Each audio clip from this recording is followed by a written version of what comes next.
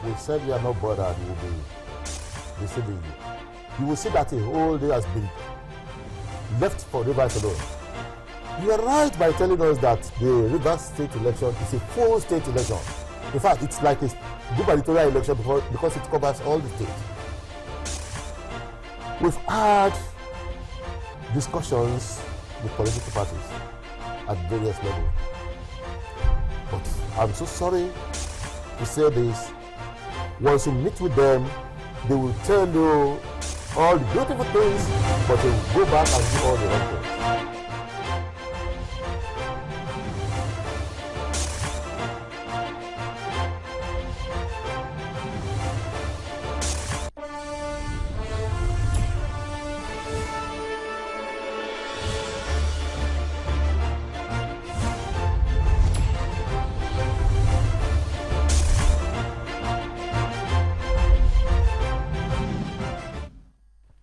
Thank you for staying with us on the program. Let's begin now with the situation concerning the leadership crisis rocking the Kogi State House of Assembly. Today, the Senate, which is the upper chamber of the nation's parliament, concurred with the House of Representatives on the takeover of the Kogi House of Assembly. There has been long-drawn battle between two factions after Honorable Lawa Jima was said to have been impeached. Honorable Umar Imam was then said to have been elected as a speaker.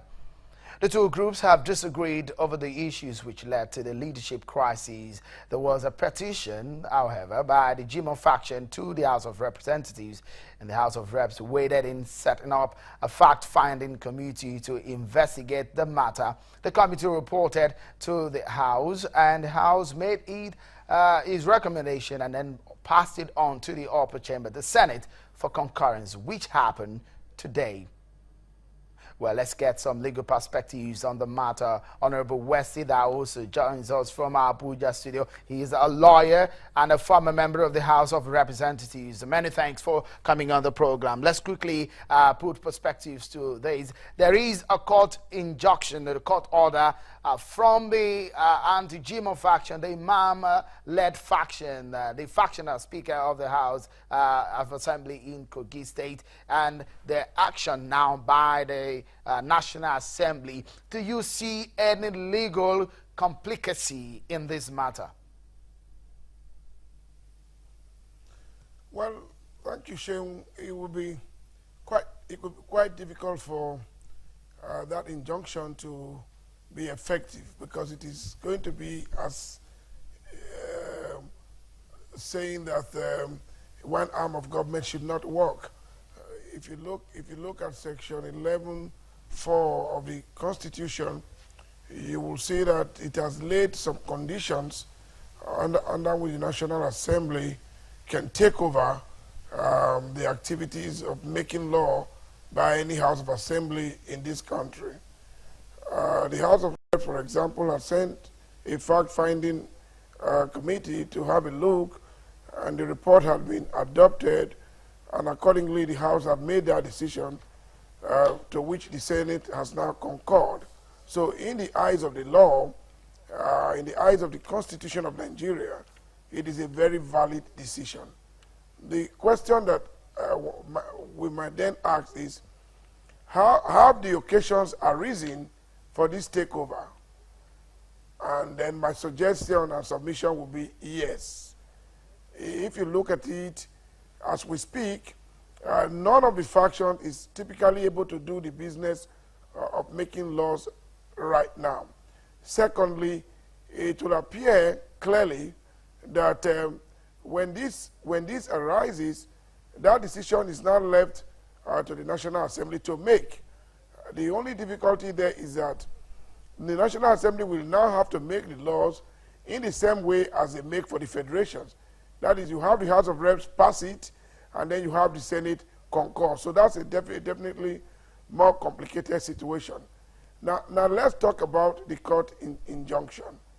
It would be difficult to have an injunction, for example, to say we restrain the National Assembly from doing its job, or to say that you restrain the presidency from doing the job, or you restrain the judiciary from doing its job. So I think this is one of the orders that will be difficult to implement, and I'm sure that that order will not stand the test of time. Okay, Honorable Dawson, if you would tell us, the 10 lawmakers who are the pro-Imam faction, they've been sitting, in fact, they held the sworn in some members who were just elected after the rerun. They've had some sessions about the late Minister of State for Employment and Labor, and a whole lot of activities have been going on. So it will be difficult to say if they were not able to sit on one hand from the perspective of the Imam faction. But on the other hand, if there is an injunction placed on the House of Reps or the National Assembly, could that be a sort of a jam of two tiers of government? Well, definitely yes, because the Constitution has given the National Assembly the powers to take over the Assembly when the occasion arises. As it were now, you cannot really say that the Assembly is sitting, because you cannot say that an Assembly that is run by a gross minority is indeed sitting. You will not encourage a resort to self-help.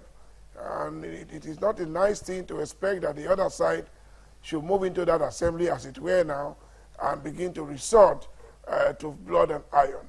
So we will therefore say that the occasion has arisen where the National Assembly will act, and they have rightly acted. And don't forget that one of the ways of making laws of the National Assembly is by passing a resolution concurred to by both houses. It then has the effect of law